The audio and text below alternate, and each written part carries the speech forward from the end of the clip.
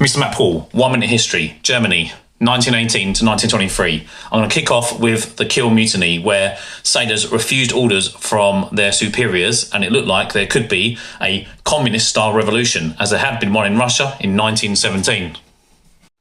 This led to the abdication of the Kaiser, who bravely ran away to Holland, very nice, and he very brave running away there.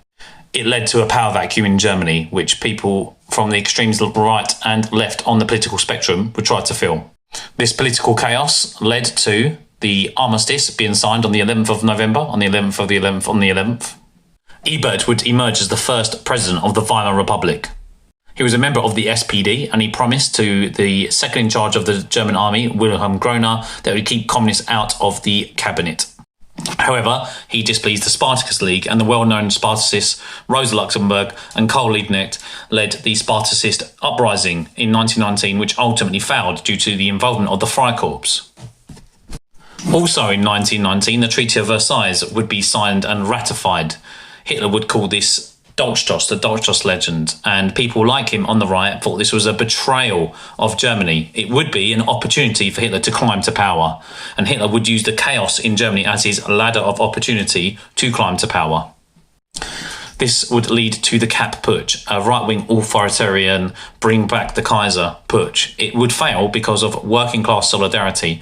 A lot of workers went on strike, and it brought down the Kapp Putsch, and he had to resign within a week or two. In 1923, Germany fell behind with their reparations to Britain, France and Belgium.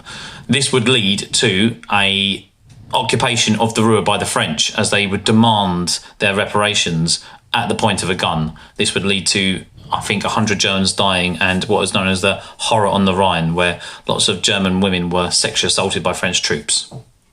It would also exacerbate the already tenuous German economy at the time, and hyperinflation was one of the direct results from this. This socio-economic situation led to something very important. That would be the attempted and failed second right-wing putsch, with someone very familiar, Adolf Hitler, there at the lead. So this putsch failed in 1923 due to a lack of support. However, it had credibility because people like Ludendorff, a World War I leading general hero, gave it his support.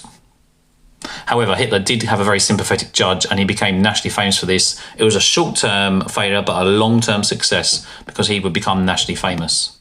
And one very important thing I haven't mentioned is the Dolchstoss legend. So this was an anti-Semitic conspiracy theory that the Jews had stabbed the German army in the back in World War I.